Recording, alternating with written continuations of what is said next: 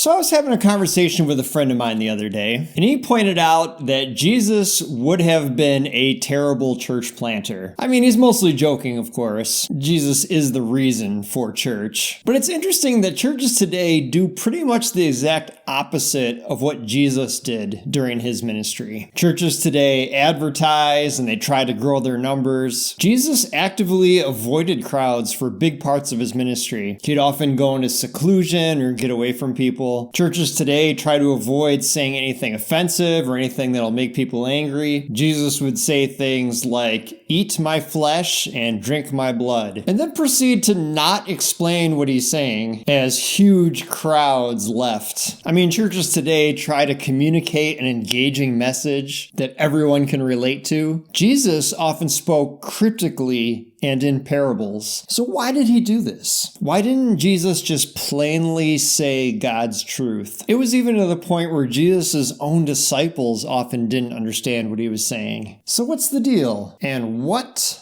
does the Bible have to say? Let's take a look. Attention, bargain shoppers.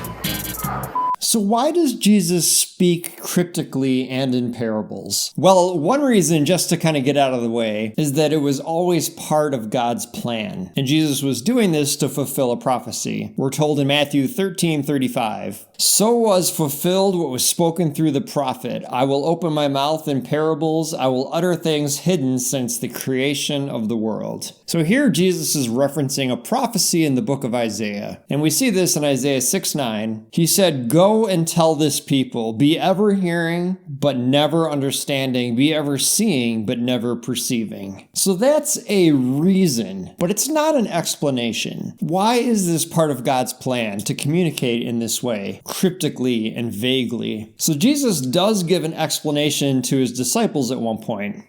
Sort of. He just finished telling the parable of the sower, and we're told in Matthew 13:10, "The disciples came to him and asked, 'Why do you speak to the people in parables?' And Jesus replied, 'Because the knowledge of the secrets of the kingdom of heaven has been given to you, but not to them. Whoever has will be given more, and they will have in abundance. Whoever does not have, even what they have will be taken from them. This is why I speak to them in parables. Though seeing, they do not see.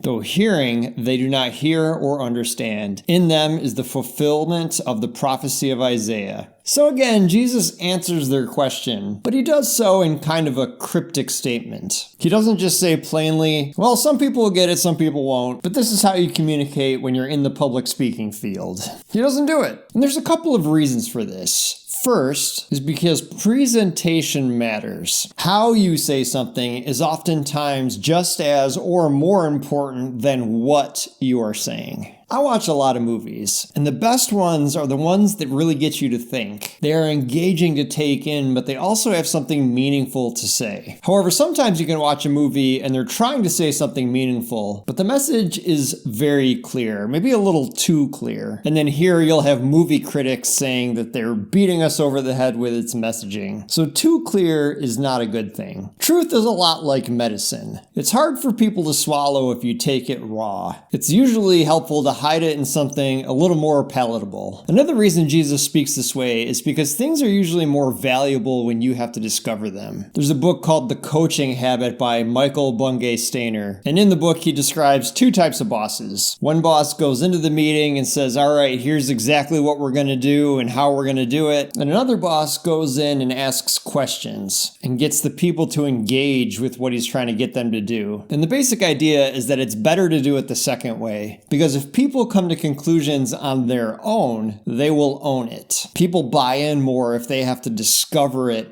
for themselves. There's a really interesting verse, Matthew 7:6. "Do not give that which is holy to dogs, and do not throw your pearls before pigs, for they will trample them under their feet and turn and tear you to pieces." The idea here is to avoid wasting valuable things, ideas, advice, on people who will not appreciate them, or who will even disrespect them. And then another reason Jesus communicated cryptically or in parables is because the kingdom of heaven is an abstract concept. Here you have this abstract, high-minded, complex idea that you're trying to communicate to a mostly agrarian-based, uneducated, and illiterate crowd. I mean, you forget, literacy is a fairly recent construct. For most of human history, people were uneducated and unable to read. So it's a tall order to communicate something like this. And the answer is to tell stories. Something that's extremely simple and relatable, but also conveys some truth in there. The hope is that the seeds will take root and begin to grow,